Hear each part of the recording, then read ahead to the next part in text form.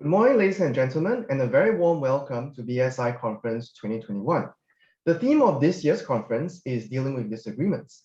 My name is Noah Toh, and I'm a BSI Research Fellow at SMU. I will be your MC for today. Please note that this virtual conference is open for media reporting. So a gentle reminder to everyone, and especially to our media friends, if you wish to report on the conference on any media platform, please check with BSI and also request the permission of the specific speakers whom you wish to quote directly in your reports. If you are not here as our invited media reporters, please do not make any audio or video recording of the proceedings. For our media reporters, please feel free to contact our SMU Corporate Communications or Professor David Chan if you need any clarifications. And for all our audience members, at any time during the sessions, if you have any questions for the speakers and panelists, please click on the Q&A button at the bottom of your screen and type in your question. Our moderator for each panel will be able to see your question and will try to take as many questions as possible during the panel discussion. May I now invite the Director of BSI, Professor David Chan, to deliver his welcome remarks. Prof. Chan, please. Thank you, Noah, and hello, good morning, everyone. I think you can see us. You can see Tommy, Fook Kwang, and myself. Unfortunately, we're unable to see you because there are quite many of you. Just to some logistics, admin things before we begin the conference. You are able to move in and out of the sessions, but remember, whenever you log in back in the session, it is live, right? So everybody can see you, can hear you, so on. If you turn on your video for the panelists, right? For the audience, as Noah has said, you will not be able to turn on your video or your audio, but that's fine because you're able to type in your questions for the moderators, and the moderators will try to pick as many questions as we can. What I want to do now here is just to say a very few minutes of opening remarks to set the context before I hand over to the MC to introduce, of course, the keynote speaker, Professor Tommy Koh. This conference, as some of you may be aware, actually was conceived 2 years ago. It was supposed to be in the year 2020, that's last year, with the same speakers and with the same topic, dealing with disagreements. Unfortunately, because of COVID, we had to postpone, right? In fact, we were all ready and people have already signed up, and we were going to hold it at Orchard Hotel on April the 7th. And then a few weeks or so before the conference, I thought things are not looking so good, and we decided to postpone the conference. And we did the right thing because on the day of the conference, April 7th, was the first day of the circuit breaker, right? We would not have been possible to hold it anyway. So here we are now with the same speakers, the same topic, and in some sense, I guess it is a blessing in disguise. Because over the 1 year or so, I think there have been quite a few developments in Singapore regarding issues of dealing with disagreements. Just in fact, last week or so, we have conferences, we have political leaders making speeches and so on. And the topic of dealing with disagreements, as well as the actual events as they unfold in the last 1-2 years, as we go through this COVID period, things become really important. Even as we speak, right? We just within about 2 days ago, you hear of Omicron. Omicron sounds like a transformer, but no, it's not a transformer. Omicron is actually the new variant of concern that WHO has just declared, and we're all waiting to see what happens. Right, so with that, I'm going to soon hand over to the MC to start the session proper. Just want to let you know that the reason for conceiving this conference really is something that is very dear to me, dear to my heart, because I think in Singapore's context specifically, we are not that good at dealing with disagreements, right? And unlike some of the contexts of places that we are used to, which I feel personally that it is a little bit of a waste because there's so much potential that can come out of disagreements. They are good, they are bad, and how do we then minimize the bad and we try to promote the good? So I hope that through this conference, we are be able to hear from the different speakers. They will be very candid, I'm sure, and please be very candid with your questions, and we'll try to address them, and the speakers will try to address them as much as they can. Right, and with that, I'm going to hand over back to Noah. Noah, you can take over from here. Thank you. Thank you, Prof. Chan. Our first opening keynote speech will be delivered by Professor Tommy Koh, Ambassador at Large at the Ministry of Foreign Affairs. He will share with us his views on the topic, Dealing with Disagreements, how Singapore can do better. Let us welcome Prof. Koh. Thank you, Noah. I want to begin by thanking my good friend, Professor David Chan, for asking me to speak at this conference. I would also like to thank my good friend Han Fook Kwang, one of Singapore's most respected journalists, for moderating the first panel. I hope Fook Kwang will be kind to me and not ask me too many difficult questions. So here goes. I want to make 5 points. First, we should accept that disagreements are natural and normal. It's part of life. And also tempted to say that human beings are born to disagree. Take, for example, the question whether we should get vaccinated against COVID-19. The science and the facts are clear. The benefits of vaccination far outweigh the risks. And yet there are many Singaporeans, including medical doctors, who refuse to get vaccinated. How should we deal with them? Austria is the first country to announce its intention to make vaccination mandatory. And I think some other European countries are also thinking of doing the same. In my view, it's better to make it voluntary as we do in Singapore, and to provide incentives for those who get vaccinated and disincentives for those who refuse to get vaccinated for no valid medical reason. So my first point is that disagreements are normal and it's part of life. My second point is that it is a fact that we like people to agree with us. And we react with varying degrees of unhappiness to people who disagree with us. This is human nature, it's part of our psychology. How should we view people who disagree with us?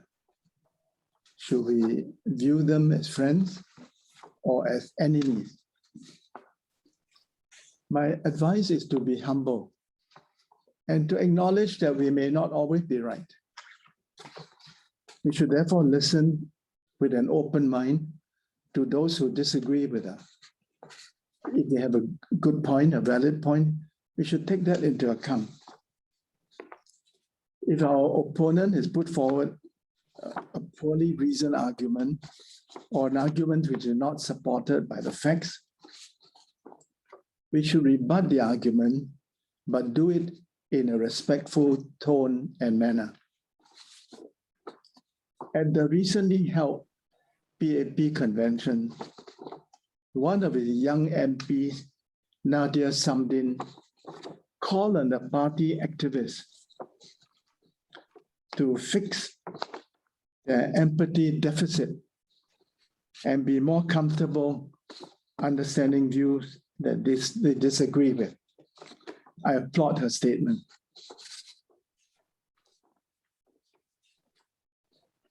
My third point, my advice is to win the argument and not lose a friend. Let me explain what I mean. In my career at the UN, I had many occasions on which I had to argue against colleagues from other countries. My practice was to begin by praising my opponent. My compliments were sincere and not fake. I was usually able to find something good to say about my opponent. I would then proceed to demolish his argument. My objective was to win the argument and not lose a friend. The result was that my opponents and I remained friends, and some of the opponents later became allies. If I had been nasty to them, I would have lost their friendship and goodwill forever. So my third point is win the argument, but not lose a friend. My fourth point is don't demonize your critic or your opponent. Answer his criticism without indulging in character assassination. it is very often tempting to destroy your opponent's character and credibility. The reason is that if we succeed, then we don't have to deal with his argument. So my fourth point is character assassination should be avoided in arguments between rational people. I come to my fifth and final point. My final point is not to take personal offense when faced with disagreement. I know that this advice is very hard to follow because of our nature, our ego, our vanity. But let me tell you a story from my own life. When I was a student at the university, I was running for a seat in the council of the Students' Union. And there were two candidates vying for the same post. I decided to praise my opponent instead of criticizing him. I told the voters that they had a choice between two good candidates. My supporters told me I was crazy and that I was bound to lose the election. But to their surprise, I won the election. My opponent thanked me for having waged a very clean campaign, and we remained friends. Although I won that election, I realized even in my youth that I had no future in politics. Praising your opponent is not a winning strategy in competitive politics. Character assassination is commonly used by politicians to discredit their opponents. This is one aspect of politics that I do not like. I will now conclude by recapitulating my 5 points. Point number 1, disagreements are natural, it's part of life. Point number 2, be humble and listen carefully to your opponent. You may learn something from him or her. Third, win the argument and not lose a friend. Fourth, do not demonize your opponent. And my final point is, don't take disagreements personally. Don't let your ego get in the way. So my concluding remark is, my reply to Professor David Chan's question, can Singapore do better with disagreement? My answer is yes, we can do better. Thank you very much. Thank you, Prof. Koh, for your valuable and thought-provoking insights. Our second keynote speaker is Professor David Chan, and he'll be sharing with us various approaches to disagreements. Prof. Chan, please. Thank you, Noah, and thanks to Tommy for your wonderful 5 points. I have to say, it is very difficult to disagree with Tommy's 5 points, not just because Tommy is Tommy, but I think also because these 5 points are very real in our lives, especially in Singapore's context. And I would personally share with you that many of these points that Tommy has raised are very dear to my heart. In the past 30 years or so of my academic career, I've been doing research on these areas. Maybe 20 years ago or so, I decided that it is more than just about doing academic research or even doing advisory projects, but it is about time to come up publicly to make some of these points. And so in the past 10 years, I think in many of my public discourse talks, op-eds in Straits Times and so on, I have been what I think some of my colleagues would say a little bit bold to make certain remarks, and I thought it is important to do so. And I would encourage all my colleagues, all of you in fact listening in, to actually step up and to speak up. And perhaps this conference, I hope, will give us a point of departure on how to do some of these stepping up and speaking up in a way that is both courageous and also constructive. What I want to do is to maybe follow up on a little bit of what Tommy has said regarding the 5 points. and provide psychological context or the behavioral sciences context to it.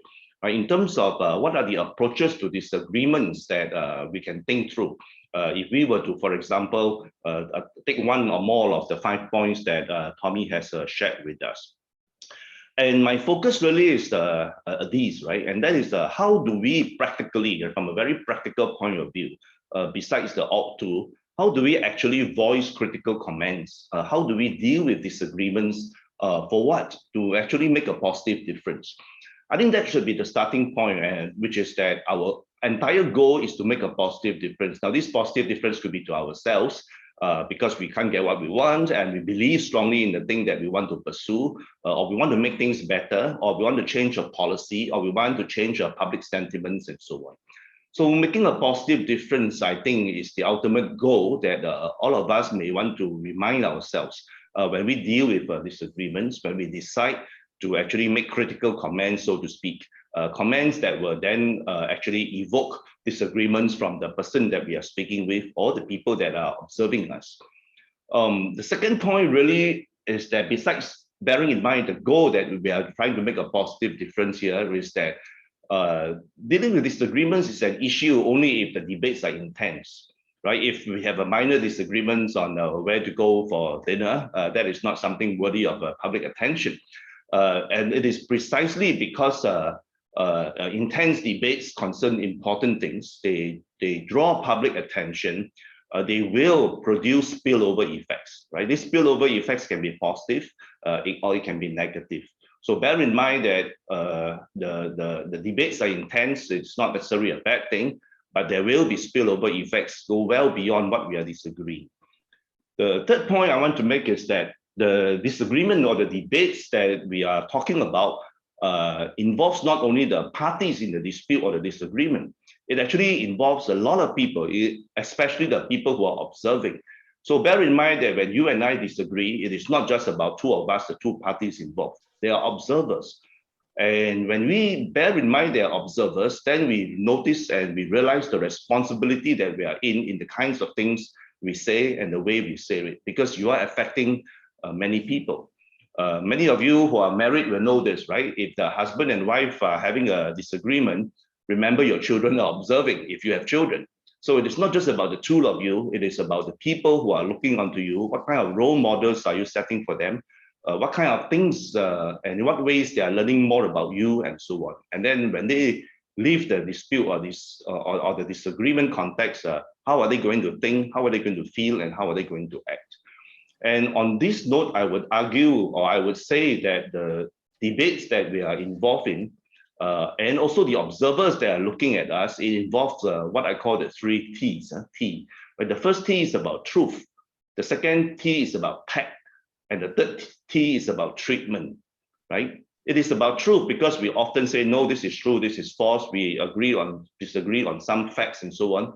So it is always about truth, right? You can't have a disagreement if it's nothing about truth and falsity. The second T is about tact, right? The question is that you may disagree with me. How are you going to say it? Because you are going to say it not just to tell me that you disagree with me, you're actually going to convince me to go over to your view. So tact is very important. And I think we tend to forget the last T, which is about treatment, right? Treatment is that how are you treating me and how am I treating you when we disagree? So do bear in mind these 3 T's, right? That it is always about truth, it's always about tact, how you do it, and it's also about treatment, how you treat the others, how others treat you, and how people are observing. And the reason I want to bring this out is that if we reflect in Singapore's context in the past 2 years or past year or even the past few weeks, there are many episodes that we all get very worked up. Some of these episodes, I'm sure, will be discussed within this conference. I would say that the way that the critical debates sometimes are presented in Singapore, the way they are held in Singapore, whether it involves academics or civil society advocates, politicians, journalists, community leaders, and so on, or just citizens at large. It is about the times where they are trying to make some critical comments on important issues in Singapore. So it is really quite important not to trivialize the disagreement, right? People disagree because it is about something that are very important to them. I think that's the starting point that we need to take note. So when we look towards the future, if we're going to aspire to a better future, as we talk about disagreements, I always tell my colleagues and my students, I teach a course called Public Policy and Behavior. I always tell them that when you aspire for a better future, remember the word aspire, A-S-P-I-R-E, right? Take it as an acronym that you need to be A, to be adaptive, S, you need to be strategic, P, you need to be principled, I, you need to be integrative, try to integrate different viewpoints. R, you need to be relevant because you have to be related to what that really matters. And E, you have to be evidence-based. So say that again. When we aspire for a better future as we deal with agreements, right? Remember the acronym ASPIRE. Be adaptive, strategic, be principled, be integrative, be relevant, and be evidence-based. And with that, I just want to share with you a little bit about the science and art of disagreeing, since we are in a behavioral sciences conference. When we deal with disagreements, many of us talk about it as if it's an art, but how this person is able to disagree, in a very skillful way, he's a smooth operator and so on. But actually beneath that art, whether the person knows it or not, there's actually a science of disagreement. And I've written about that in the Straits Times in 2013. In an article called The Art of Disagreement. I really wanted it to be the science and art of disagreement, but actually it will surprise you that authors actually don't have the final say on what the title or the headline is, right, for an article. So at any rate, it is about the science and the art of disagreement. I would remind ourselves that those of us who are more research-oriented, research actually tells us in 4 areas they are very much related to dealing with disagreements. The first is that the research has shown us that you don't have to win-lose, or you don't have to lose-win, right? Just because a person wins, the other party doesn't have to lose. So this win-win approach actually is not just something that you say between salesperson, right? It is actually something that is very much rooted in research, and it is in a line of research that we call paradoxical reasoning or paradoxical thinking. It is paradoxical because you have 2 things that are seemingly opposing, but actually they are not really opposing. They can be integrated. It is not like if this is one and this is not one, right? So when we disagree, it is quite important to draw upon what we know about paradoxical thinking, that, what that appears to contradict between us, or there appears to be conflicts, actually we have a lot of commonalities. And even though we are different, we can actually complement each other, right? Even when disagreements may continue to exist and so on. So the first line of research that I hope some of us can help to translate into the real world is to make our leaders, to make our friends, make our colleagues, and make ourselves most important, to think paradoxically. Just because there's a disagreement, it doesn't mean that one has to win and the other has to lose, right? We are able to integrate them together. Paradoxically, both can win, right, in an argument or in a case of a dispute. The second line of research I want to share with you, most of you know this very, very well, and that is confirmatory bias. Now, the term confirmatory bias is actually a scientific term in psychology. It happens coined by this person called Peter Wason in about 1970s. And in 2013, in the article that I talk about on the art of disagreeing, I decided that it is important to advocate this concept and this construct. Right? So I used the word confirmatory bias, and I described some of the research in 2013. Since then, those of you who are familiar with my talks and writings, I have not stopped using that word. That is because you just have to keep drumming in the importance of confirmatory bias. We have to guard against it. Like, confirmatory bias is such a serious thing. Everybody knows what confirmatory bias is, but we practice it nevertheless. We mix around, we hang around with the people that like us, the people that share the same views with us.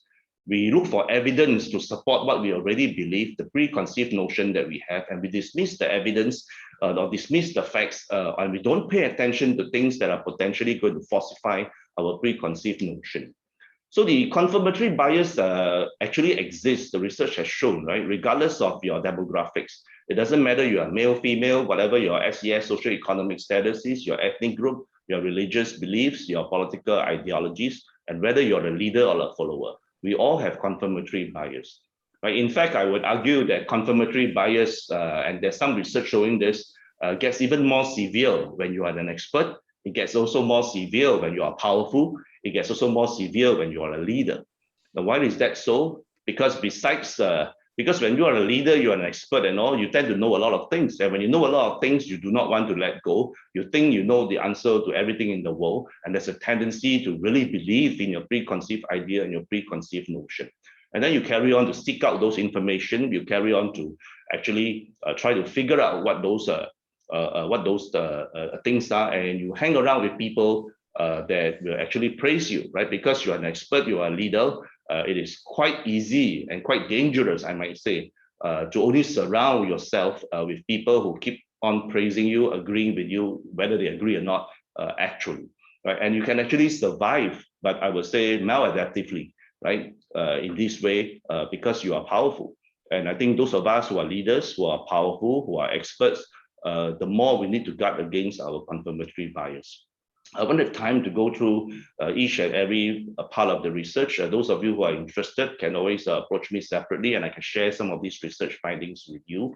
I just want to say that there's another area of research that I have worked on and I have shared a lot with many of you publicly, and that is that we need to learn to take perspective, right? We need to learn to see things from another's perspective. And I think Tommy has alluded to that. The importance of being humble, questioning our own assumptions, having the learning orientation that we might not be right all the time. In fact, we might not be right at all. And then do we have the ability, the humility to learn to see the same things from another person's perspective? And both perspectives could be actually equally valid, but they are different. And because you are driven by your perspective, it is important to know somebody's perspective. You know, the same living room actually look very different depending on where you stand in the living room, right? So just go to your living room, you know, ask your family member to stand there and you stand here. And when you look at the same thing, the same living room, you have a different perspective. And some things will be covered from my perspective, but will be very clear because you're able to see the things that's covered behind the sofa, right? As far as my perspective, there's nothing there because it's behind the sofa. As far as you, the thing is in the fore and the sofa is in the background. So it's a very simple perceptual issue that we need to remind ourselves that we all have different perspectives. So to take a step to actually see things from another's perspective. And then we can take the feedback seriously. As people begin to disagree with us, it's actually a form of feedback, although it may not be intentionally presented as such.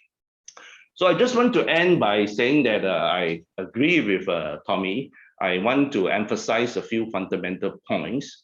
I want to say that those of us who are advocates, especially maybe academics and people who are speaking out very, I wouldn't say aggressively, but very loudly and very firmly and very fervently and passionately because we represent various groups, for example, it is quite important to really share some principles, right, with each other.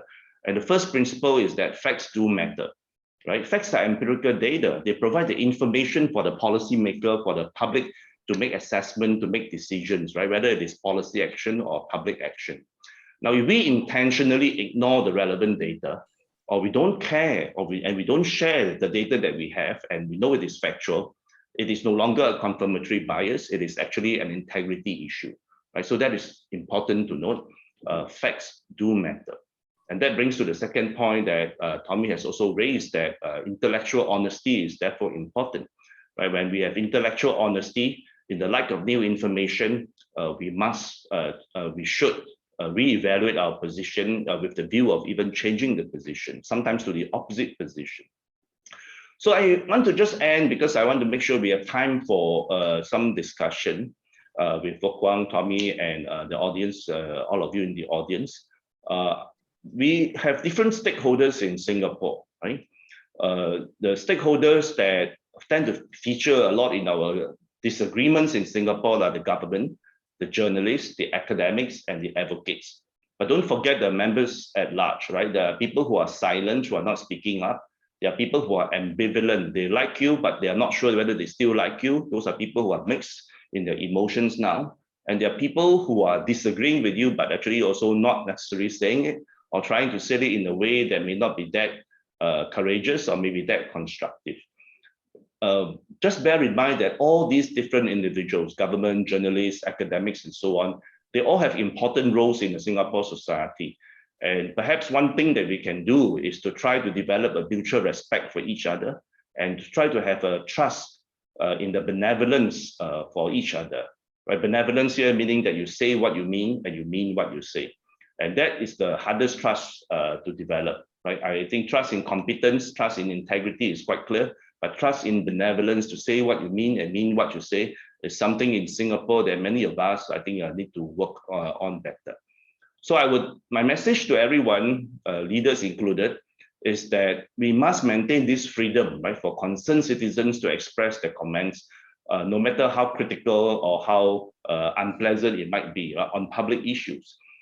Because that is the freedom of concerned citizens or people in the country to express them because it affects them. And then the government, I think, has the right and has the responsibility to actually engage those views and to actually respond robustly where necessary if you think that those views are non-factual or actually malicious, for example. So the freedom to criticize you, whoever you are, and the right of a robust reply is going to be very important as we move forward in terms of good governance and what leaders have called a problem-solving democracy. So never trivialize or abuse the freedom that we have and the freedom that we should pursue, and also the robust reply, the right and responsibility to do so. And those of us who are academics, experts, civil society advocates, I would call upon all of us, right, to remind ourselves that good critics do not shun scrutiny of our own claims. Right? If we make a claim, be ready to stand up to it, be ready to also not rule out the possibility that you might be wrong. This openness and this objectivity to scrutinize, to test competing positions and theories using data is something that a good critic does, not just a good scientist, right? And in the light of clear contrary evidence, it is about time for us to take a step back, to refrain from continue to argue the same point, to reflect on what it means, and then to try to resolve the issues at hand.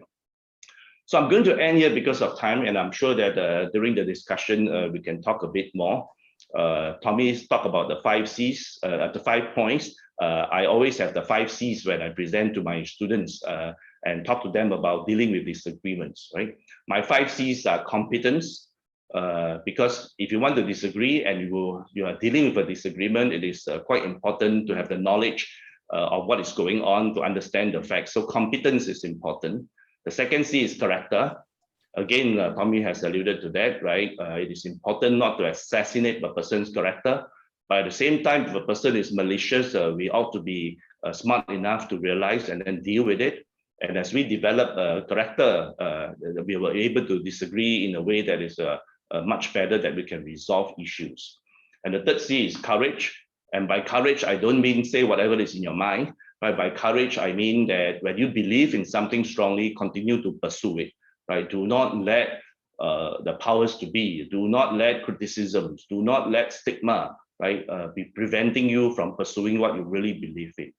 But at the same time, you need to go to the 4th C, which is about being constructive. Right? Being constructive simply means to be aware of the situation that at this time, this is what you need to do. At other times, you must be adaptive and do something else. Because the ultimate difference is to make a positive difference, right, to ourselves and to the others around us. And finally, I will end with this C, and that is the climate, right? So you want competence, first C, you want character, you want courage, and you want to be constructive. But we need to build and develop a climate of support for such disagreements to occur in a constructive way, in a courageous way, in a way that people of good character will speak up, in a way that people will learn to develop the competence. And that climate, I would argue, it is the hardest, because as an individual, I'm able to gain competence. I'm able to try to have good character.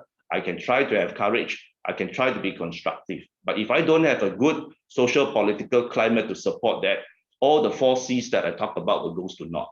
So the 5th C is perhaps one of the most important in Singapore and one of the most difficult, but most challenging and yet most opportunities, right? If we can develop that climate of support for a good disagreement, disagreements that can minimize the negatives, disagreements that can promote the positives, and disagreements that actually can co-create solutions together.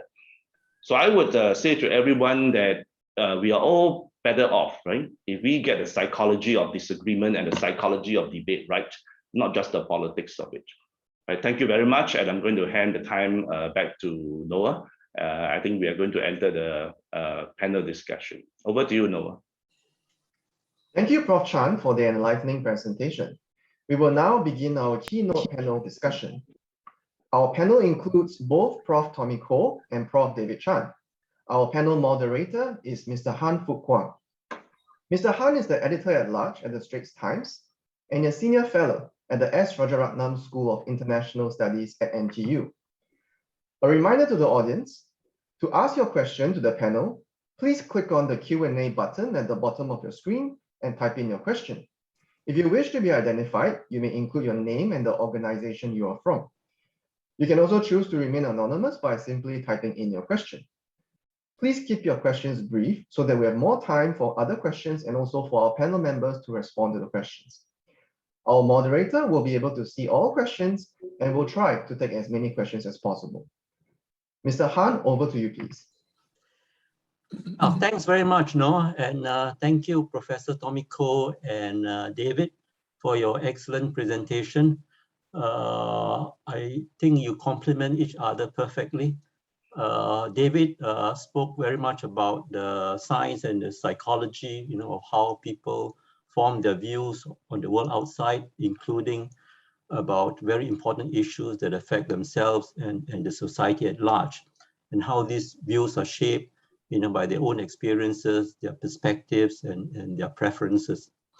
And this can sometimes lead to, as he says, confirmatory bias.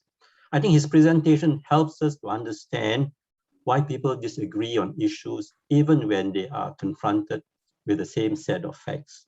And he has many useful suggestions to deal with this so that we can get a better understanding of the issues at hand and maybe come to a helpful consensus on the issues that we face.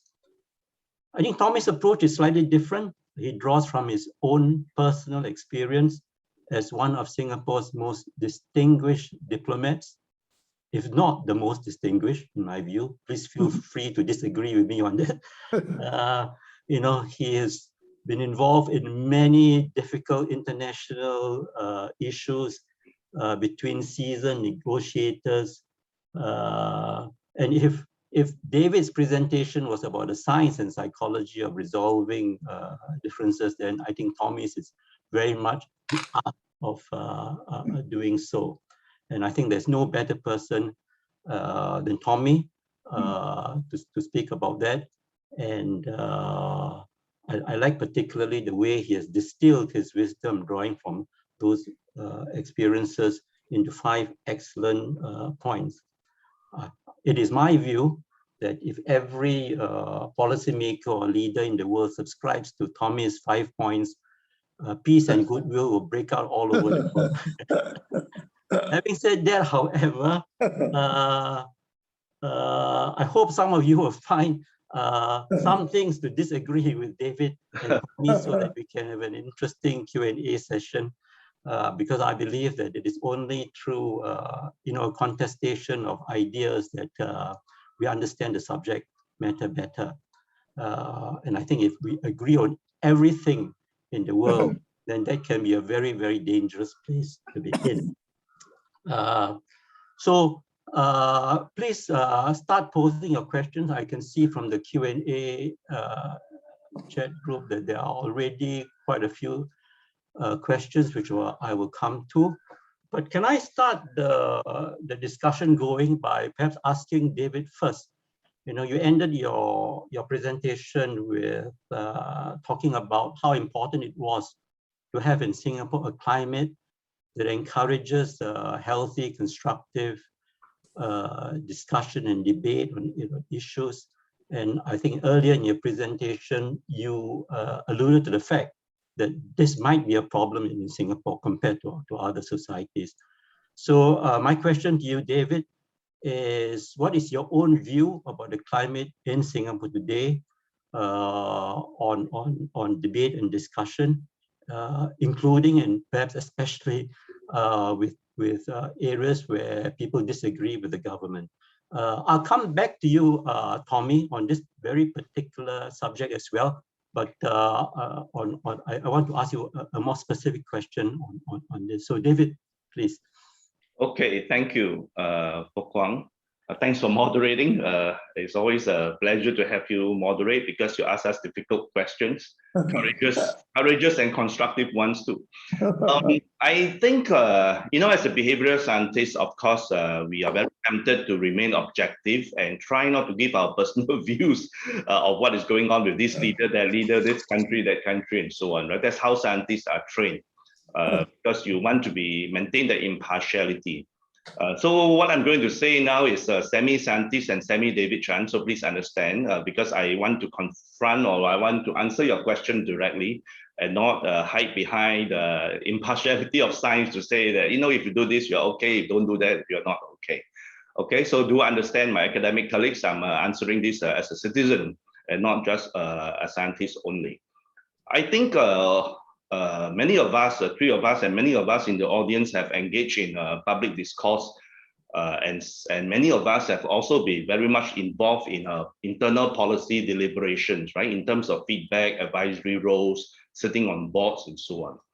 I wouldn't say we know a lot, but I think Singapore is so small, so we actually see a lot, right? We are on this board, that board, and we see a lot of things. And so what I'm going to say to you, to your answer question now is from personal experiences and not from a scientific evidence. My personal experience is that the government is trying very, very hard. And I think you can never fault them for the effort, right? The kind of effort they put in is humongous, right? In terms of many of the effort that you see, national conversations, dialogue, this and that and all, they are just the tip of the iceberg of efforts, right? There are a lot of efforts behind the scene. The number of public officers, the number of private sector people involved, civil society, academics, in the whole society approach is really huge, right? But the public tend to see what is out there, so you don't see the entire story. So effort-wise, I think I'm very happy that it is a much more people-centric approach. So if you say the climate for support to get views, to take feedback seriously, to try and deal with disagreements because it matters, then I think effort is not a problem. I think the problem, maybe a problem is not the word, the issue is that we need to get the psychology right and not just the politics, right? And that is the phrase that I always want to share, not just because I'm a psychologist, but because you can't get the politics right if you don't get the psychology right. If you don't understand that the people have different perspectives, that people who disagree so strongly with you for what you hold personally actually are good people most of the time, then the starting point cannot move on. So I think all of us need to learn better, not just political leaders, but organizational leaders, experts, and so on. You need to take a step back and realize that the person disagrees with you strongly has a character that is probably similar as you. It's not a bad character most of the time. And I don't think we actually do that. We do what Tommy has guarded us against, right? Don't do character assassination. Don't do ad hominem. Because somebody disagrees with you, you think that person is bad, and you try to put the person down, and you spill over to the person's views and so on. I think that is something that we don't do very well. We just have a negative effect. We think, as opposed to a halo effect, you think he's good in everything, but now we think you disagree with me, so you are bad in everything. I think that we need to change. Thank you, David. Tommy, can I ask the same question, but reframe it in a different way? Because you yourself have spoken up publicly on many issues, on inequality, on minimum wage, and so on. And in fact, in a piece two years ago in the Straits Times, you wrote a very strong piece about how the government ought to deal with its critics. If I can quote one part of that piece, so that members of the audience can view it in context. This is what you said. Huh? This is, I would respectfully urge the government to embrace Mr. Raja's view. Mr. Rajaratnam, one of the founding leaders of Singapore and a very distinguished foreign minister. He said government ought to be magnanimous in victory. And guided by this virtue, you said the government would not have banned Tan Pin Pin's film To Singapore with Love, or withdrawn the book grants from Sunny Liu and Jeremy Tiang. The contestation of ideas is a necessary part of democracy. We should therefore not blacklist intellectuals, artists, and writers just because they are critical of the government or hold dissenting views. We should welcome criticism as long as the critic loves Singapore and is not out to destroy Singapore. Singapore will languish if its lovers are uncritical and its critics are unloving. What Singapore needs is not sycophants, but loving critics and critical lovers. I thought you put it very well. And I would like you to I would like to ask you now, in the context of today's discussion, why do you think the government is so close to the views of these critics, and what can be done to support the climate which David spoke about? Thank you, David. I would answer your question by pointing to our history. As we all know, we were ruled for 146 years by the British. Back home, Britain has a liberal democracy, but this is not the case in the colonies. Colonial Singapore was governed by a British dictator, the governor. There was no constitution, no Bill of Rights, and the British was extremely intolerant of the slightest criticism, even an alternative view. Like you, I was a student in RI, and I will never forget that 2 articles which I wrote for the school magazine, one opposing apartheid in South Africa, and the other one asking the government to stop persecuting our hawkers. The 2 articles were referred by the principal, John Young, to the Ministry of Education, who said they could not be published. So there was no freedom of the press under the Brits. So my point is, we did not inherit from the British a democratic culture. Yeah, we have been trying to build this democratic culture, and I would say democracy in Singapore is a work in progress. We are evolving, and I'm happy to say I think we're evolving in the right direction. Yeah. Can I press you on that point, Tommy? As we evolve, what would you like to see, let's say, in the next 5 years in that evolution, which will make our critics reassured that we have made progress along that journey? One, refrain from character assassination of critics or people you don't like. I hope that we will never see another occasion when somebody like Alfian Said was demonized. My second plea is that we should stop blacklisting academics, artists, intellectuals. I mean, if we believe in democracy, if we really believe that the contestation of ideas is an intrinsic part of democracy, then please don't punish those with whom you disagree, as long as they mean Singapore well. Of course, if they mean Singapore ill, we should punish them. But if they mean Singapore well and disagree with the government, they're actually doing Singapore a favor. So please don't punish them. Thanks very much, Tommy. Perhaps David, you can jump in this as well. I mean, as you have said, over the past 10, 20 years, you yourself have written very many pieces, taken up very many, I suppose, causes, to speak out on issues that you feel very passionate about. So based on your your experience doing this, speaking out and making known your positions publicly.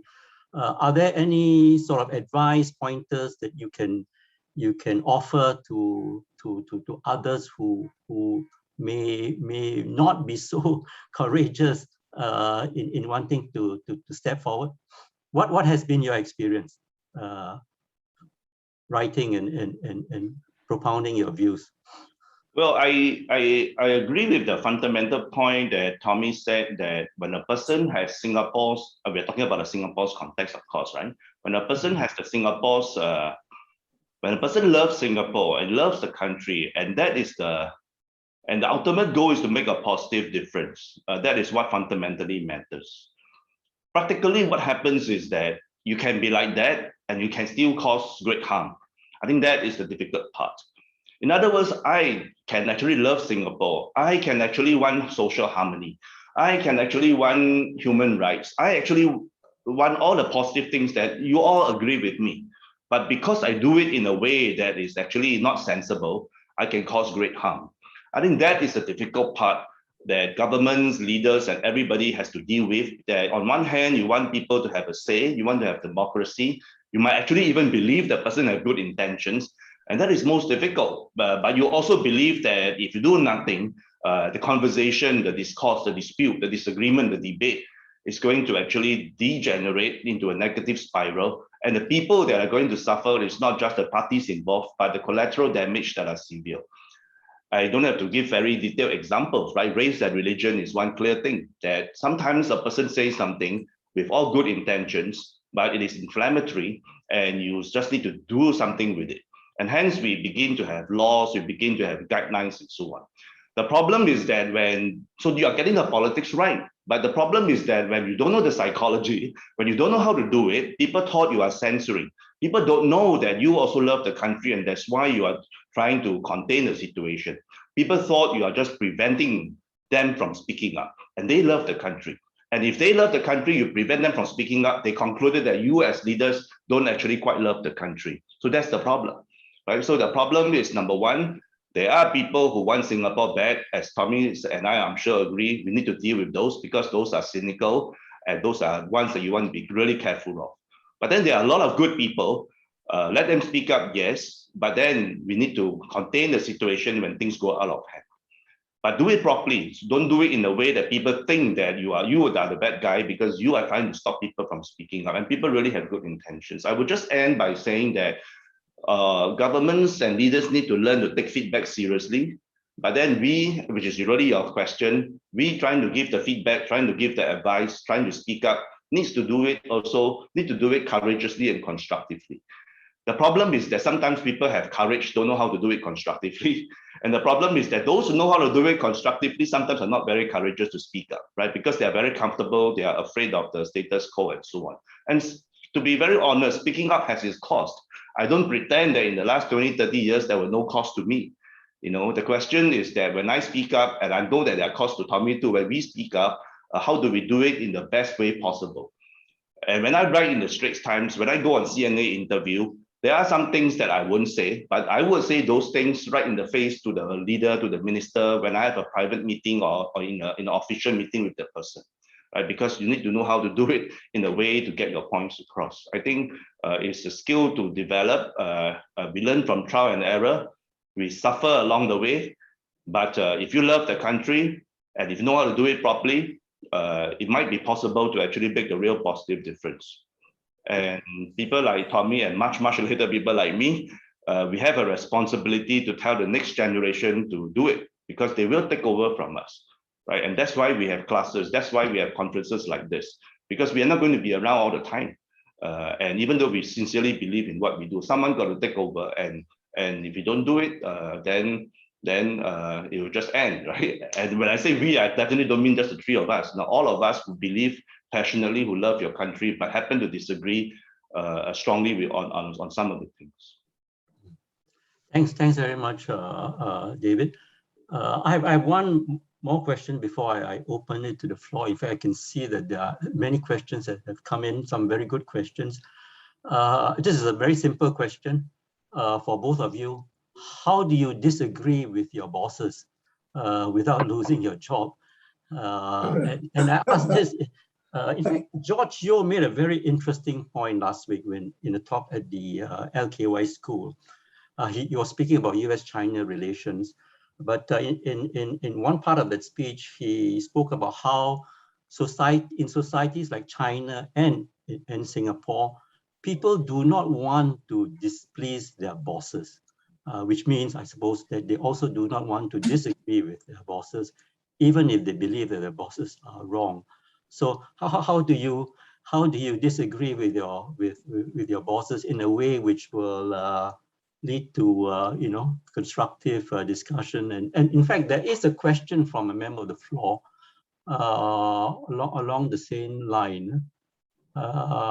This is the second question in the Q&A box. I also have a question about hierarchies. Even if one does so respectfully, how is a subordinate to disagree with a superior and not get burned in the process? Tommy, you have been dealing with very powerful men and women in the course of your careers. How do you do it, Tommy? Well, first of all, I want to talk about the problem identified by George Yeo. Yes. And I want to say, I blame Confucius. Yeah. Yeah, I'm serious. Confucianism is a very profound and enduring philosophy, which has had great cultural influence, not just in China, but also in Japan, in South Korea, and here among the ethnic Chinese populations in Southeast Asia. Confucianism is a very hierarchical philosophy. Yeah. Confucianism teaches obedience to authority. Confucianism certainly doesn't encourage you to be an independent thinker or to disagree with somebody who's superior in that hierarchy to you, whether it be your teacher, your parent, your older brother even, or your boss or your ruler. So this is the cultural tradition that many of us have inherited in East and Southeast Asia, And we grow up everyone grows up in his or her cultural box. So in the cultural box we've grown up, this is a very important influence, In fact, when I was teaching at the NUS Law School, we spent the first year defeating Confucianism. We spent the first year telling the students that it is not only all right to disagree with the teacher, it is part of their educational journey, and that we encourage them to question the text, question the teacher, question other experts, and to think for themselves. This is very Confucianist. So these are the cultural traditions we've inherited. So to come back to your specific question, how do you disagree with your boss and survive? I quote David: truth, text, and treatment. If I used to disagree quite a lot with our first Prime Minister, Mr. Lee Kuan Yew, and I could disagree with him because I had bothered to do my research, and I believe I had the truth. But I always put my disagreement in a respectful way, and at an appropriate opportunity, And although I disagree with him, I remain very respectful of him, and he knew this. So he was willing to accept, at least from me, and actually enjoyed arguments with me over all kinds of issues, But not everybody has been as fortunate as I've been. And I think the general culture in East Asia and Southeast Asia is still one of not disagreeing with your boss. And most bosses do not welcome disagreement. In fact, they see this as an act of insubordination, And I'd like to gradually change this this culture, you know. But changing culture takes a very long time. Yeah. Is it possible, Tommy, to cite one example of your disagreement with Lee Kuan Yew and how you survived the disagreement, just for the benefit of our audiences, education? Yeah. Yeah, give you one example. Lee Kuan Yew was a voracious reader, and he had a very curious and inquisitive mind, you know. Never stop thinking, never think of new initiative, new policy.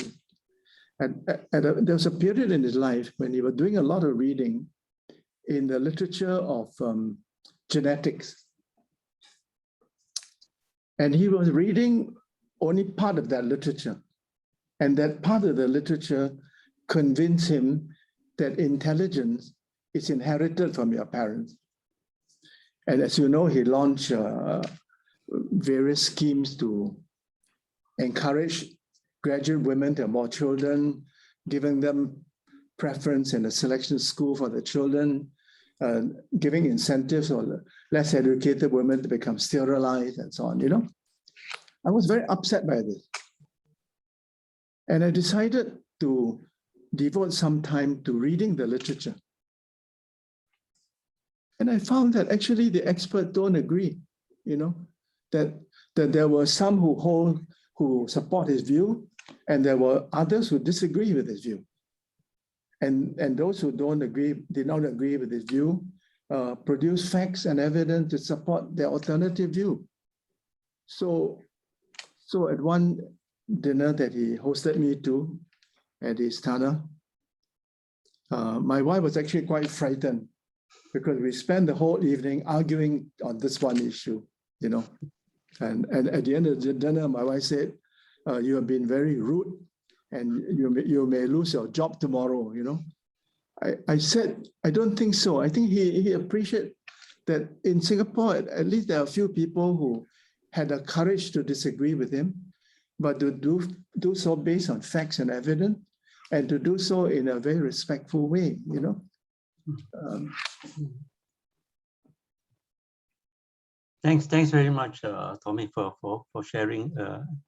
Any comments from you, David, on this? Or About the boss losing my job? Yeah.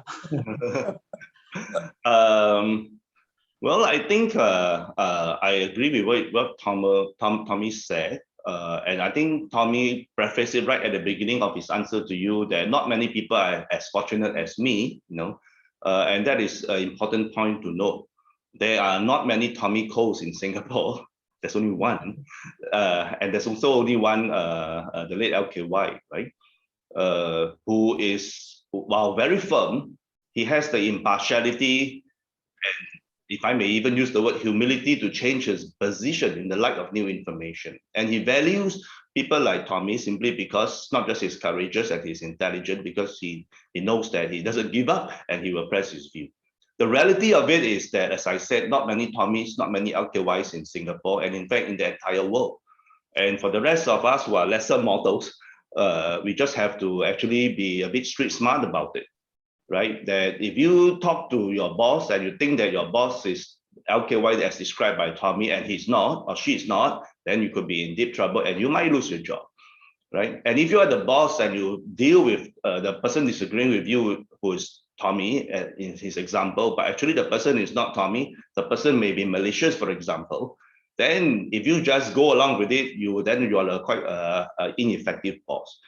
So it's a roundabout to actually say that it's going to be very tough, and therefore you have the reality today. Whether Confucius or some other metaphysics, the reality is that we in Singapore try not to disagree with our boss, at least not overtly. The problem is that when you don't disagree with the boss overtly, or you go to him or her to talk, but yet you talk to other people, then when the boss hear about it, the boss thinks it's gossip. Actually, the boss will be angrier with you. And then very often the boss may actually have the wrong interpretation of what you actually said to your colleague, for example.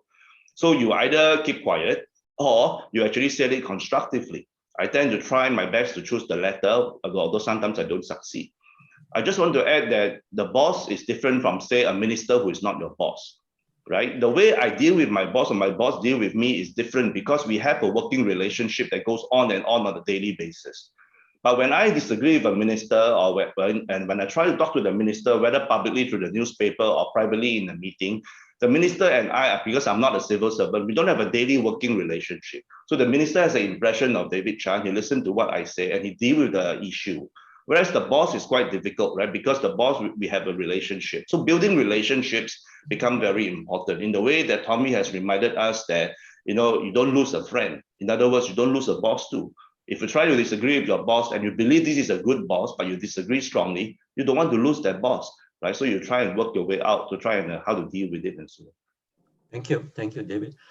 I think there are quite a few questions which are related and which have to do with how do we deal with discussions and differences over sensitive issues, such as race, religion, LGBT, and so on.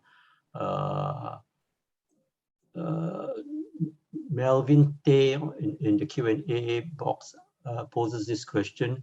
Your point on the need to bear in mind the impact of how conversations are carried out on observers is a great one, but given how the likes of social media encouraging short-form discussion and anonymity seems here to stay for the long haul, it does seem anger and vitriol will continue to exert an outsized impact on discussions of this nature, which are highly sensitive.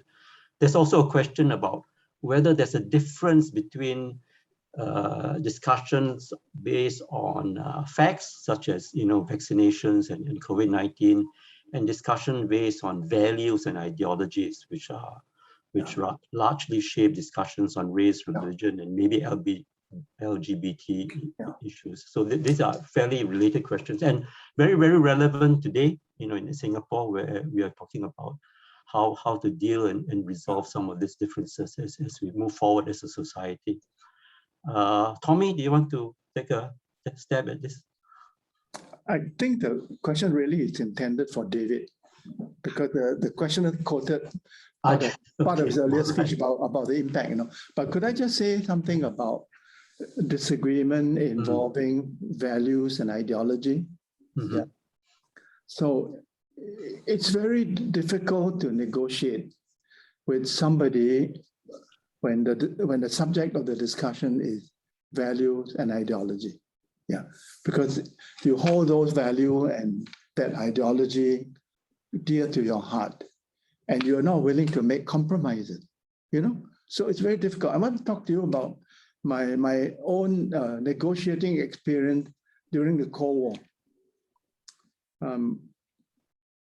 When I was president of the Law of the Sea Conference, it was my duty to speak to delegations from all parts of the world, And there were some issues which were very important to the United States and some other issues that were very important to the Soviet Union.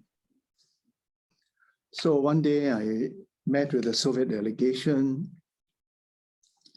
and my Soviet colleague started by telling me about their ideology,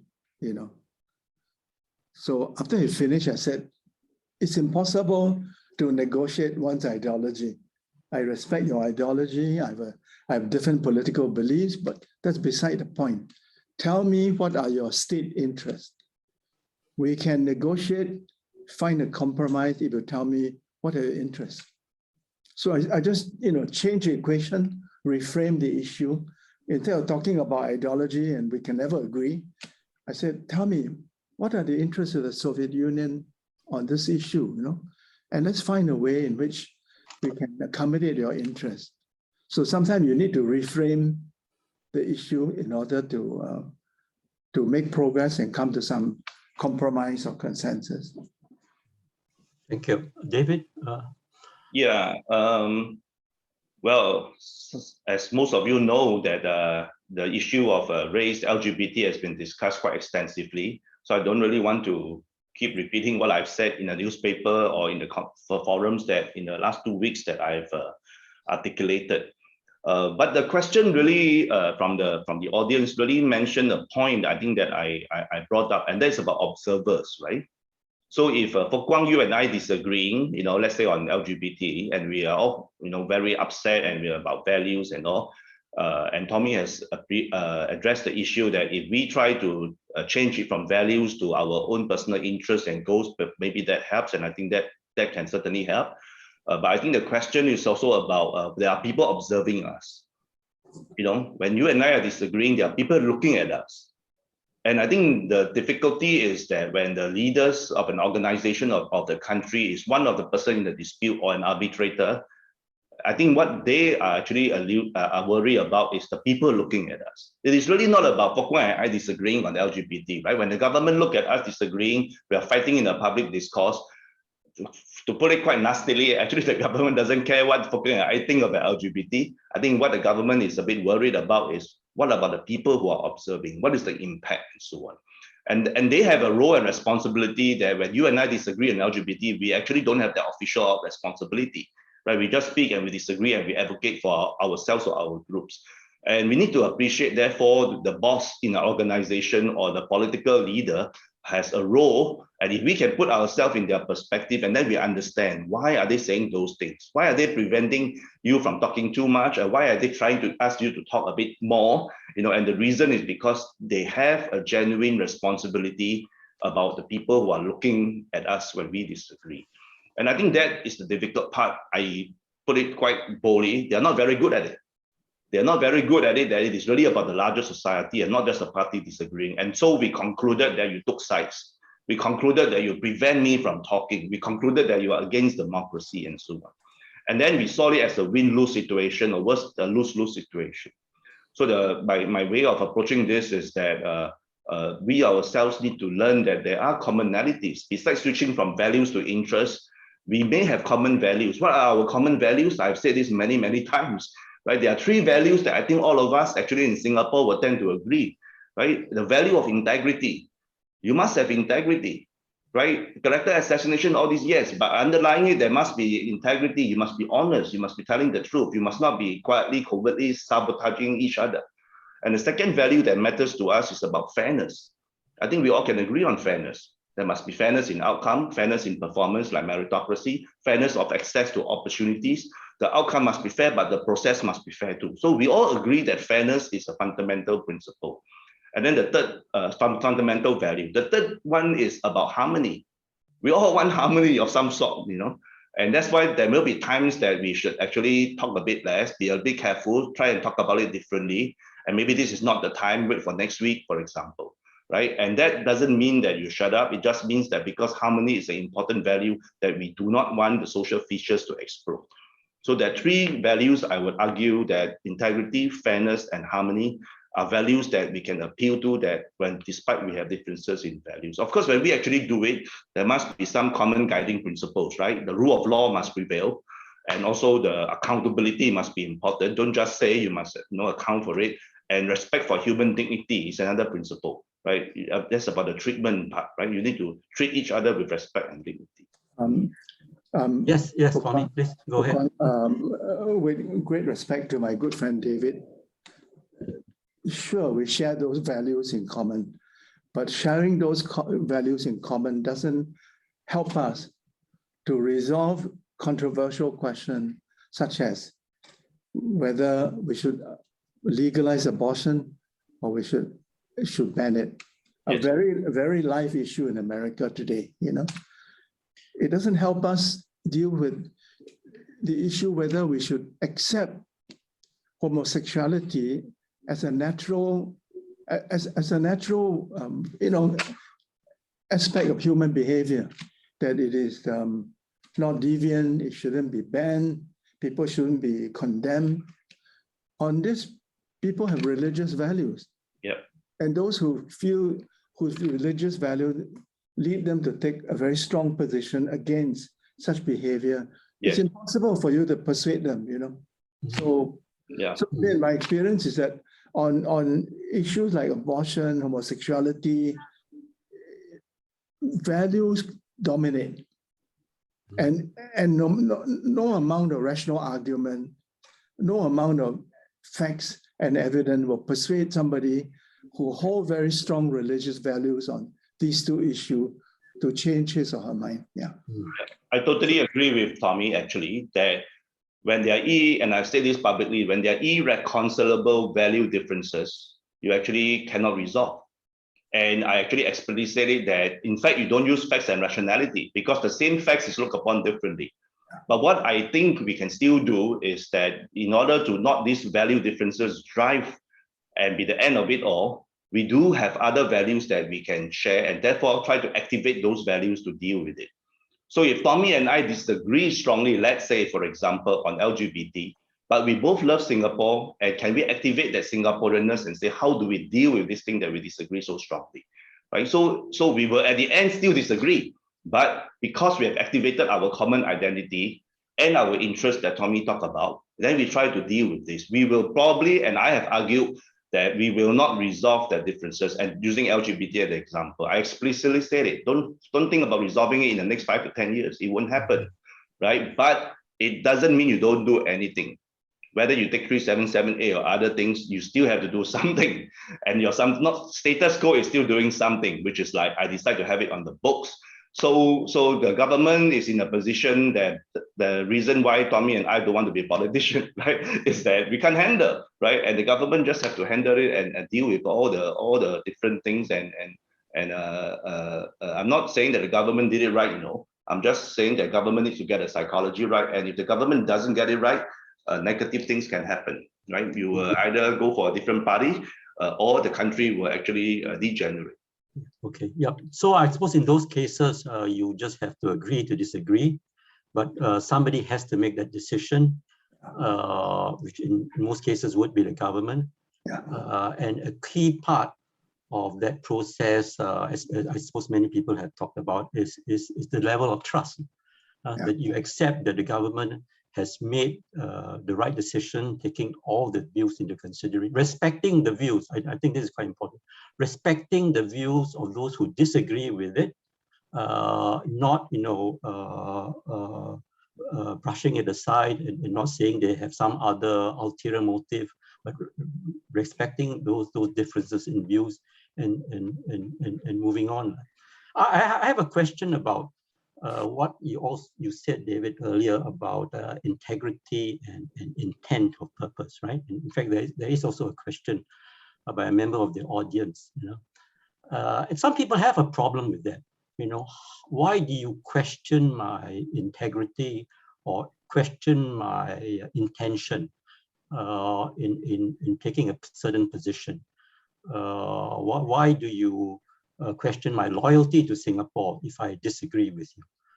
I suppose coming back to what Tommy said about the filmmaker, Tan Pin Pin and so on, Alfian Siat, for example. So who, you know,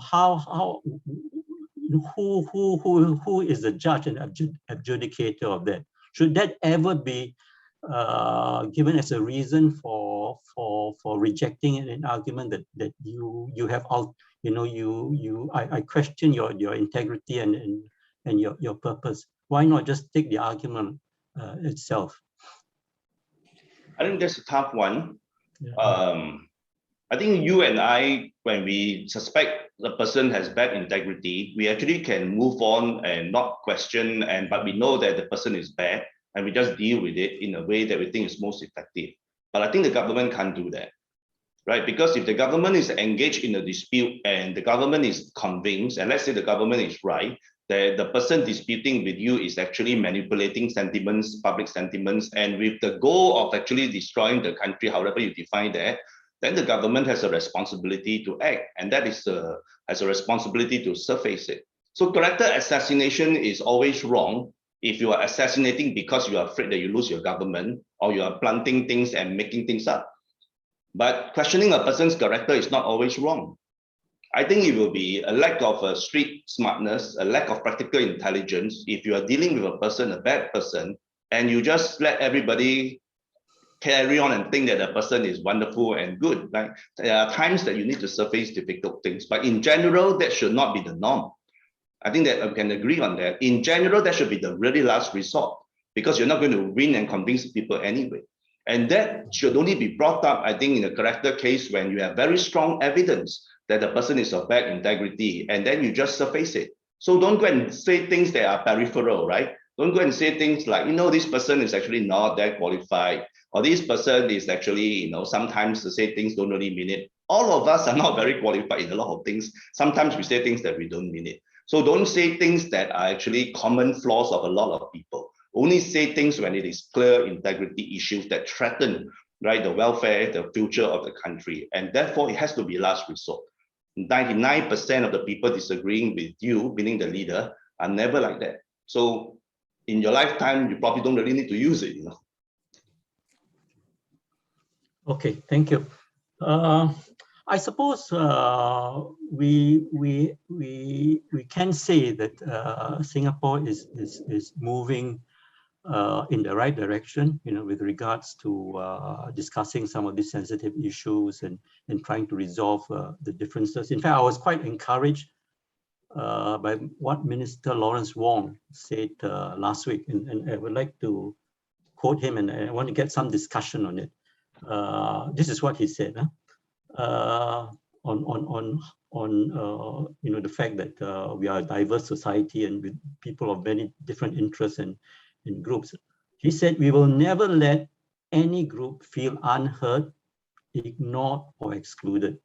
We will never let any group feel boxed in or ostracized. All must feel that they are part of the Singapore conversation. All must feel that they are part of the Singapore family. All must feel there is hope for the future. I thought that was as strong a commitment from government as I've ever heard.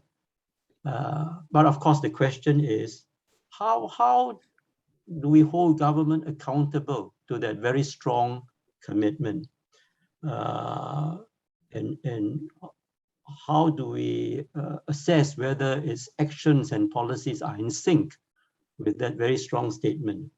How do we measure, the progress that we are making year by year along this journey? Yeah. Any thoughts on that?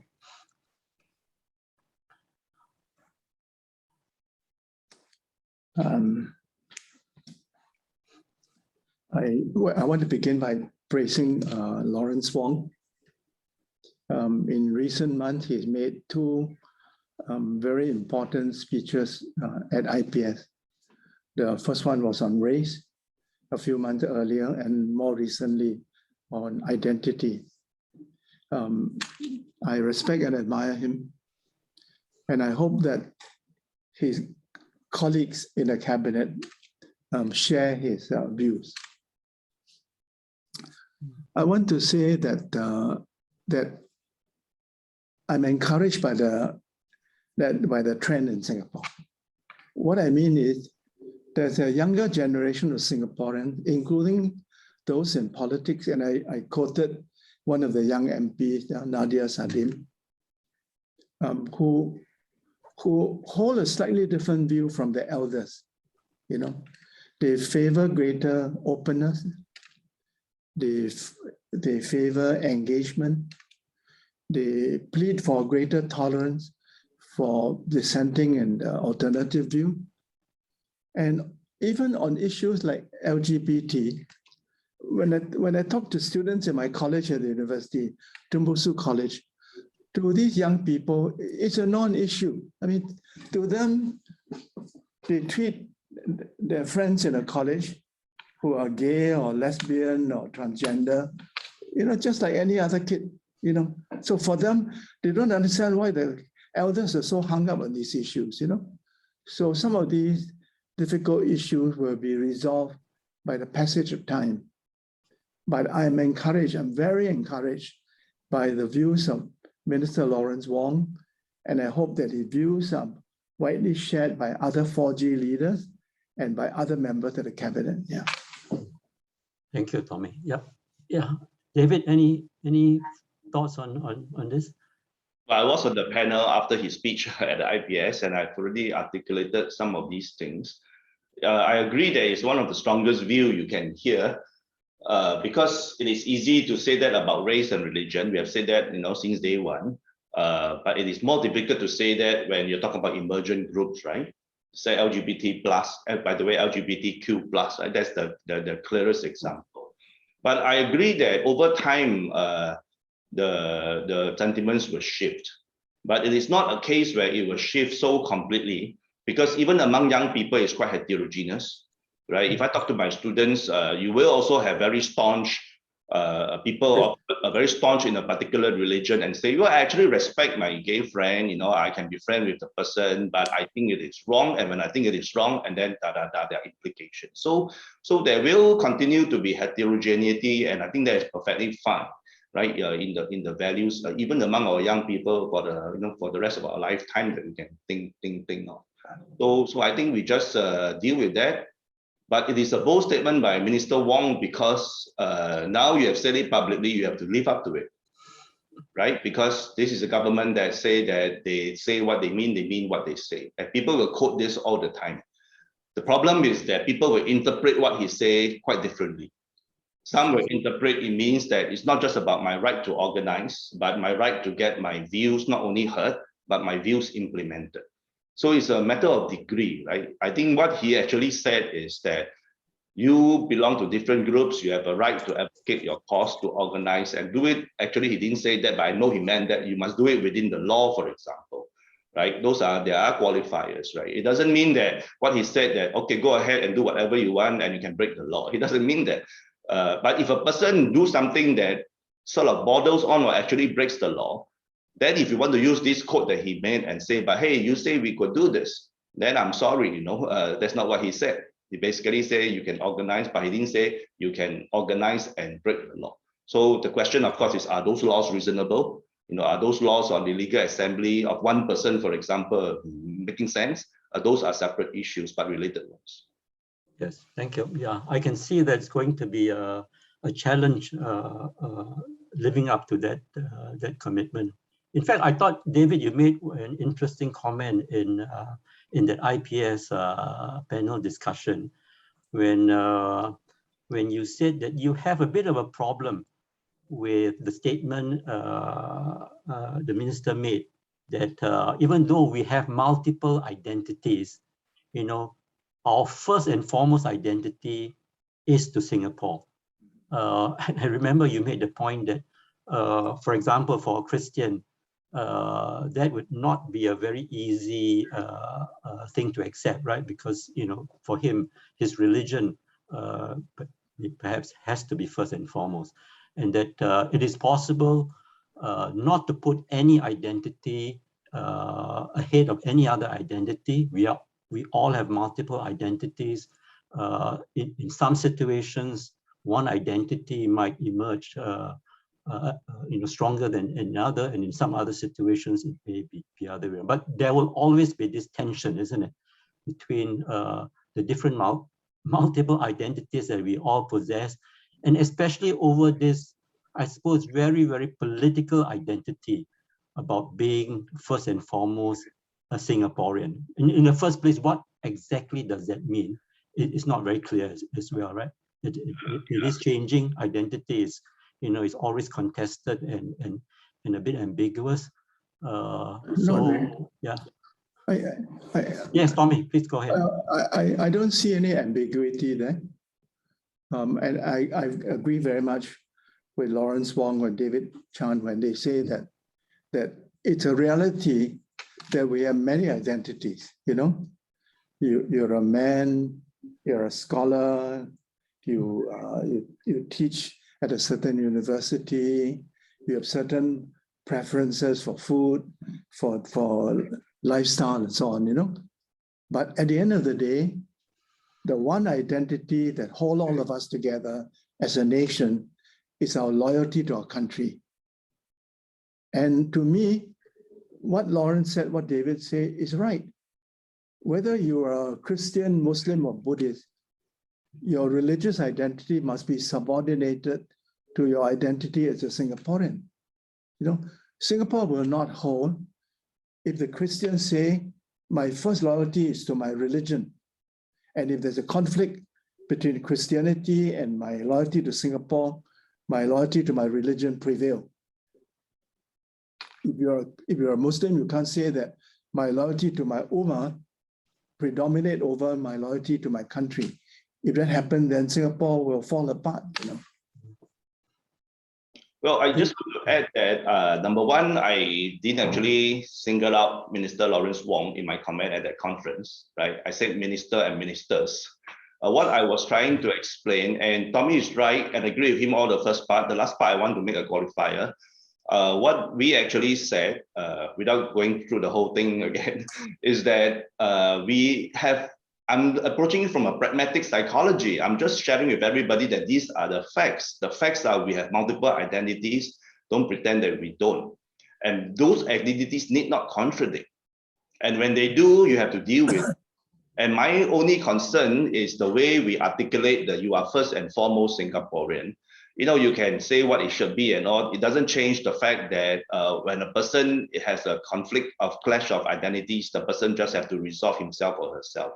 And I'm just making a point which I think Christians will all agree, or Muslims will all agree, that it is very difficult to tell them that you are first and foremost a Singaporean, as if the statement means that you are second, in your religion.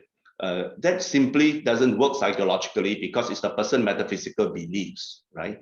It's almost telling to the person that Singapore comes first, your God comes second. I am just saying that it's not possible. And it is dangerous to do so because you are forcing a person to choose between Singapore and the person's God, right? And all I'm saying is that let the person be as strong and as good as Singaporean and love the country. Let the person be as strong as good as Christian, Muslim, or Buddhist and love their God. And it can be practiced. When there's an apparent contradiction, bear in mind that you want to be both, right? And try to resolve how to deal with it. But don't give the impression that, excuse me, first Singaporean, religion second, because you are forcing a person to choose. Even though if you do that, you put that in law, it will not change. The Christian and the Muslim will still say, I'm totally Christian, totally Buddhist, and I'm totally Singaporean as well. Why can't that be possible? It's possible. Yes, thanks very much, David, for that clarification. I think those are difficult issues to come to terms with. I want to move the discussion on to a very topical subject today. In fact, there's a question in the Q&A box on this, which is how we deal with COVID-19. As you all know, there have been very polarized views on the government's action, tightening, loosening, whether to tighten further or to loosen in the face of new facts and infection numbers. The question is really how to deal with this when it takes time, right, for the scientific evidence to be gathered, for the government to form a conclusion about whether certain measures ought to be in place. It takes time for the scientific results to be assessed and so on. But the government needs also to act quickly. So I think the experience over the last few months has been that people feel frustrated.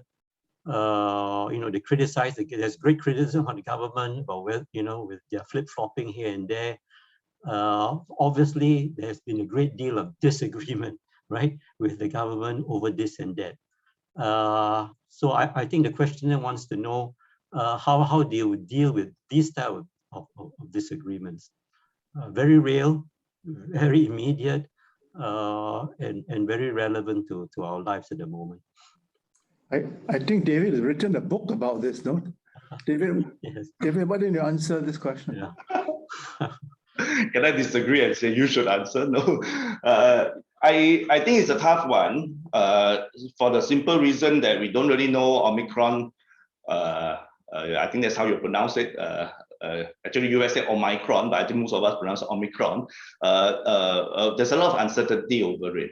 But what I think makes a big difference is WHO has come out to say that don't, basically like don't be complacent, do something. This is also, of course, in part a reaction to the fact that in the earlier days, they were not probably as swift as most of us think they should be. So they came out very swift now to say, be very careful, really, do something about it. But at the same time, I think today they also say something about, today WHO also said that doesn't mean that there's a blanket ban on traveling, right? So there is always that juxtaposition, that difficulty, that contradiction. The government is in a terrible position, I would say, right?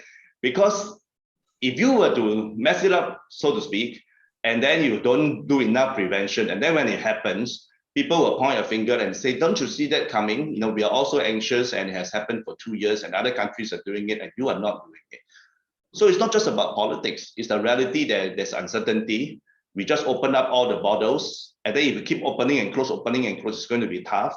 You know, and Malaysia, especially, you have families who need to be reunited. I have friends who are going back right now as I speak, you know, to see her mother. You know, so things like that are very personal and very difficult, right? As much as some of us are worried about inflow and outflow of people, there are others who are appreciative of able to see your parent, including some whom you might, for example, seeing it for the last time. So I think it is not easy. And I think, however, I do appreciate that question because I think the government needs to we elected a government at this time where the government needs to make a judgment call. That are the stakes so high that, you know, I just have to do some very difficult situation. And when they make that decision, I'm very sure that you get it quite split, right? Businesses will want one thing, you know, people who are worried about public health will want another thing. And you just have to have that trust. Not that we just have to have that trust. You just have to ensure that you have that trust. So the leaders have to actually make sure, as I think PM said, to ensure that you use your trust and develop your trust and you be honest, be transparent about all the facts and tell us why you make certain decisions. The public is very smart and the public is well informed. The public does not just want to hear the decisions that you make. The public wants to know why. And I think there is a reason and there is an obligation to explain the decision why in quite a lot of details in tough times like this. You might think your decision first, but you explain later. That's fine, right? But you cannot don't explain. I want to Yes. I want to defend the multi-ministry task force. No one is perfect, and I'm not saying they're perfect, but I think on the whole they've done an excellent job, you know, and you have 4 competent people, the 3 ministers plus the Director of Medical Services, Kenneth Mark. They have been very prompt in sharing new information with the public. They consult scientific know-how, respect science. They take decisions based upon facts and based upon judgment. We may disagree with some of their judgments, but on the whole, I think they have protected us. Let's take Omicron as an example. You look at the world, there are 2 countries, Israel and Japan, that have decided to close their border. No incoming flights for the next 2 weeks. It's an extreme way of reacting to Omicron, especially when we know so little about this new variant, you know. From the little evidence we have from South Africa, it looks like it's very transmissible, but we don't know whether it's lethal or not, or less lethal than Delta, you know. So that's an extreme reaction. What we have done, I think it's a correct thing to do. We have banned flights from a number of Southern African countries. We have strengthened the testing regime, but we are maintaining all the VTLs. We are not, for the time being, adding more VTL to the list, which is the right thing to do. And we are not scaling back the ability for friends and family to now dine together in groups of 5, you know. So I would say that I know there are a lot of unhappiness, and the MTF has been accused of flip-flops, but I want to, on this occasion, defend them. Yeah. I just to add that I don't disagree, right? That the government, not just the task force, I might say, the task force is the space that we see, the civil servants, the healthcare people on the front line. Their hour spent is no less than the ministers, and the ministers know that themselves, right? And that's why it is really emotional sometimes as ministers talk about that genuinely. I think, and we all have friends, you know, we all have friends in healthcare, police officer, and we know how tough that is. So I don't think we have any disagreement whatsoever that MTF is trying its best, the intents are good. The only thing I was saying just now was that the trust that you have is very precious, that you do have. The trust can grow, can also dissipate. And so we need to handle it very well. Trust is fragile and trust is powerful. Trust is not like the amount of money in your bank, you know. You don't do anything to it, it's forever there, so to speak. Actually, it's not true that it's forever there, but you know, it's quite a different kind of a banking trust. We must need to understand the trust part. And the part on information, I think our government and the MTF has been pretty transparent, but you need to understand that there are some words, for example, that the general public don't know, don't understand. So words like interoperability, when you talk about the trace together, nobody understands that. Actually, I didn't understand. I had to go and find a dictionary. What does that really mean? You know, so we just have to be a bit better in the way we communicate, in the way we explain. Because you may be right, but if the person listening to you doesn't get it, then they don't get it. Right? So I think that part is a matter of nothing to do with intention, goals, and all. It's about how to do it better. And we must have the humility that it can be done better, even though you're doing pretty well. So I want to, Yes, Tommy, can I reply to David? I want to make 2 points. That the Minister of Health, Ee Kang, has been extremely skillful in explaining difficult facts, but in a way that ordinary people can understand. So I think at one of his previous press conferences, he drew the analogy to a cyclist going down a steep slope. And yesterday he made the analogy to playing the game of leather, ball and leather, right? Snakes and ladders. Yeah, snake and leather. So I think that he's making an attempt, you know, to explain very complicated facts, but in a language with analogy, metaphors that people can understand. So let's give credit where credit is due, you know. On trust, I want to share the good news, which not everyone may be aware of. There is an index. There is a highly respected index on trust. I follow this regularly, and I'm very happy to report that Singapore is an outlier in the world. What do I mean by that? In most countries, including in a most advanced country, there has been a decline in trust. Trust between people, trust in institutions, trust in the media, trust in the government. Singapore is an outlier. Singaporeans have a very high degree of trust of their friends and colleagues, even of the media. For Kwang, you'll be happy to know this, and of the government, you know. So I think as far as trust is concerned, we've done very well. But we must not become complacent, because trust cannot be ordered. It has to be earned, you know, and those who enjoy this relationship trust must nurture that trust and not do anything to confiscate it. Indeed, I think the chairperson, Minister Gan Kim Yong, said it 3 times at least. When I heard all the conferences in the last few weeks, he said, we don't take the trust of Singaporeans for granted. I think that's important, right? Even though you have very high trust, you must always realize that this is not a given. Right. Those are very useful comments.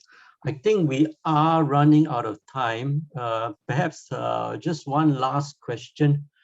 We have not touched upon the subject of this new digital world we are in, social media, the internet, disinformation, the question of trust becoming much more difficult to establish, in this environment. And I think that's one of the problems that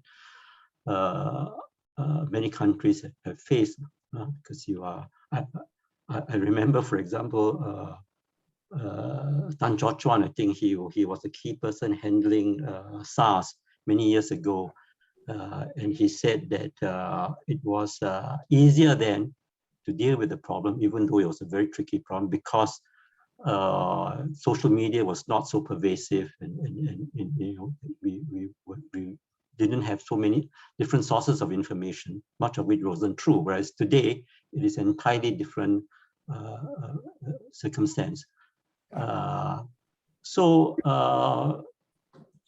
Many people have, and in the case of Singapore, we have tried many different ways of dealing with the problem, right? With POFMA, with various pieces of legislation, and so on. moving forward, what can I have your thoughts on what this will mean to the issue that we are discussing today about how we resolve differences and engender trust. You can bet that the environment is going to be as challenging and as difficult moving forward, maybe even more so as the technology changes. How should leaders and in all areas deal with this new environment? There's a question in the Q&A about the cancel culture, which is a problem in many other societies. I'm not sure it is as pervasive in Singapore, but certainly it is an issue that we need to watch out for. Right? Okay, I'll just make 2 points. I think the digital revolution has brought and will bring many benefits to humanity. But it has also brought some negatives. And I just want to refer to 2 negatives that worry me. One is that it has enabled many people everywhere in the world to live in their echo chamber. I find this to be more true today than earlier, that people tend to talk to each other in their WhatsApp group, in their internet group, and they really are only interested in hearing each other's view. I was invited by some good friend recently to participate in some meeting, and I said, I'm a bit disappointed by your choice of speakers, because all of you are like-minded. This is an echo chamber. If we're going to make progress in Singapore, it's important for you to reach out to your echo chamber and get other people who don't agree with you to join this conversation. So that's one worry I have. The other worry I have is that, I don't know why, but discourse on the internet is very uncivil. It's very uncivil. I mean, I don't know why people are so abusive. People are not thoughtful, So it's very discouraging, I think.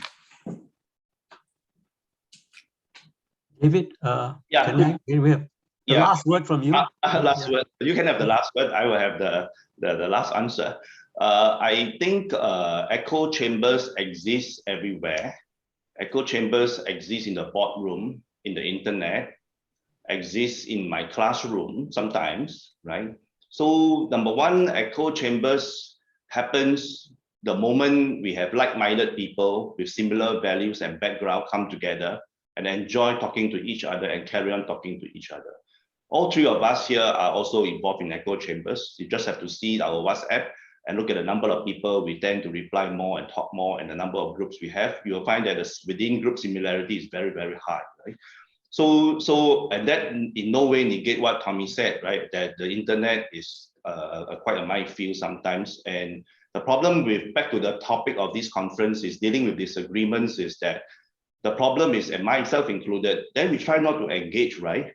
Because you don't want to be accused, you don't want to be do a deep fake on you and things like that. So the problem is that there might be very good points that you have and you decide to disengage. I think that is the biggest problem. The problem about not being civil, totally agree. But I don't think you can just tell them to be more civil. You need to educate and let people see the respect for dignity is an important value. That from young, and even though when we are not so young, we can still learn that, when you're nicer to people, actually it helps a lot. As Tommy said, even you want to destroy an argument, you praise that person when he's praiseworthy, you still keep him as a friend, right? And so I think the same thing applies, that if all of us need to learn, not just internet, but our core values, that it does matter, truth matters, but so does tech and so does treatment, right? The 3 T's. Thank you. I think we have run out of time. I want to thank both Prof. Koh and Prof. Chan. I think they have been very thoughtful and insightful in their comments. You may not agree with all of the things that they have said, but that's a good thing as well. I don't think we have been an echo chamber. And I want to thank both of them, and I want to thank everyone who has participated in this Q&A panel discussion. Thank you very much. Thank you.